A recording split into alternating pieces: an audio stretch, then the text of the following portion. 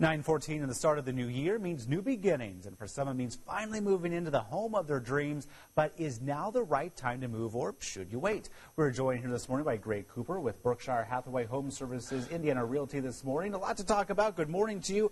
Very early in January, but you're saying already there's a lot of activity. Yeah, man, it's very busy already, you know, and the traditional mindset in Indiana is that people put their homes on the market in March or April or May, and we move during the summer, and that's really kind of an old school past days mindset because we have a limited inventory, because there's that little bit of a threat of mortgage rates rising a bit as they did during 2018.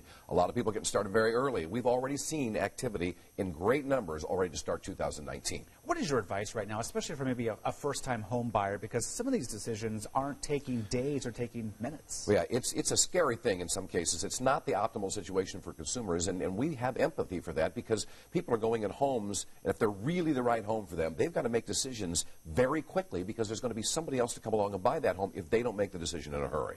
So you have to do your research as well. Yeah. How do interest rates really sort of play into this equation right now? Well, we're about a half point higher than we were this time last year. So if you had a $250,000 mortgage, let's just say 1 year ago, you're paying about $200 more a month right now for that same mortgage than you were paying exactly 12 months ago. Now, we've got good news this week from the Federal Reserve. They think the interest rates are going to ease a little bit. That's probably really good news and maybe not go up as much. Nonetheless, cheap money is out there, and a lot of people are taking advantage of it. So to that end, should we buy sort of right away in maybe February, March, or should we wait till maybe September, October and sort of play the game? So let's give you a contrast from 2018 to 2019. Last year, home prices went up about 5.5% on the average. So if you bought that $250,000 home on January 1st of 2018, on December 31st of 2018, it's now worth $263,750. You've made almost $14,000 in equity because you bought earlier in the year rather than later because home prices are going up. We expect a similar growth this year.